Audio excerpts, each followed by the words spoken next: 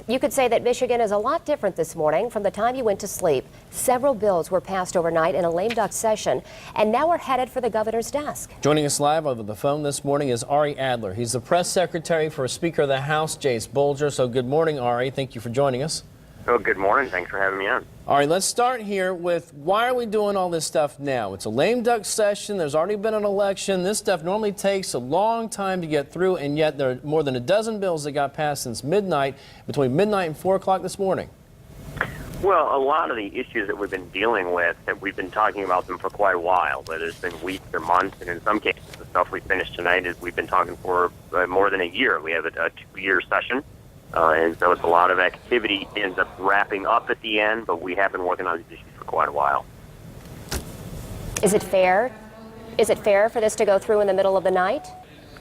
Well, I think certainly the number of issues we dealt with can seem a little insurmountable, but as I said, a lot of the issues that we have that came up over the past session day here, we've been dealing with, talking with folks about, and I think folks are familiar with where they stand on the issues, and we had some good, passionate debates on the House floor throughout the night, and that's really what it was all about.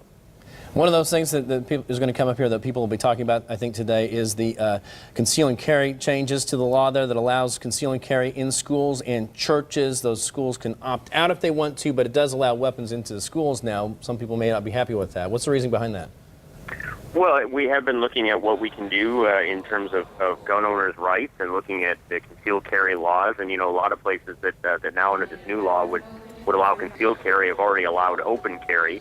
So now we're going to allow concealed carry in there, but it's going to have some of the most stringent requirements for training in the nation. And as you mentioned, if it's a school or it's a private building, either way, they can opt out and make themselves a pistol-free zone. And then you guys are going to come back on the 27th here. So this isn't over. What's planned for the 27th of this month? Well, I think we're pretty well wrapped up for the session year. We have the 27th set as a date in case we need it. You should try to leave that one last day towards the end of the year before we go what they refer to as sine die.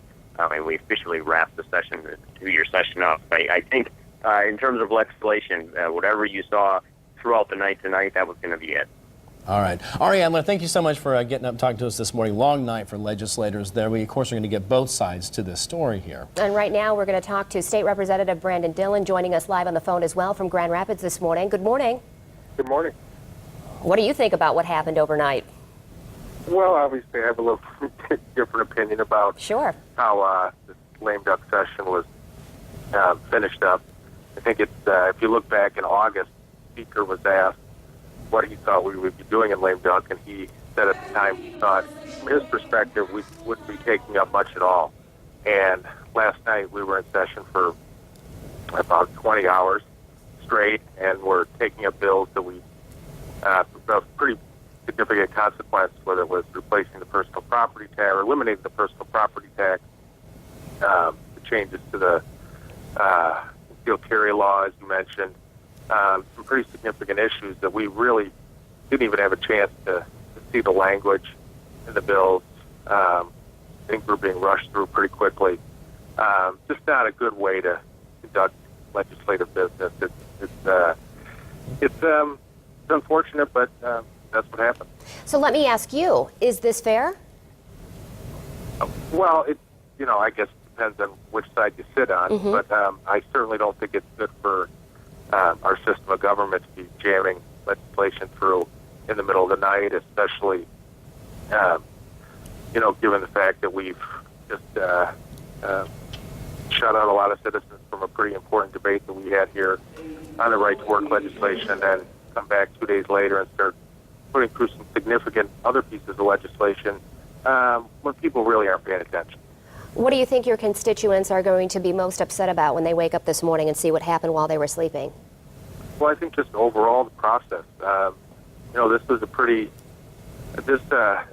aggressive effort by Republicans in Michigan to put through a bunch of significant legislation with very little debate, with very little time for anybody to actually read what they were voting on.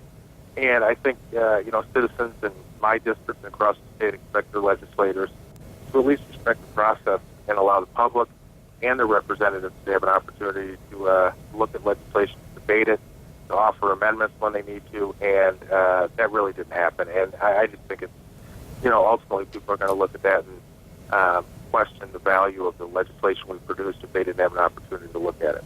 All right, thank you so much, Brandon Dillon. We appreciate your time this morning. Obviously wanting to do a lot more on this later on today. We're going to be covering this thing. There's so many bills that went through. We can hardly go through all of them here. We'll have it all lined up at woodtv.com. You can check it out there, and this discussion will continue throughout the day in later newscasts.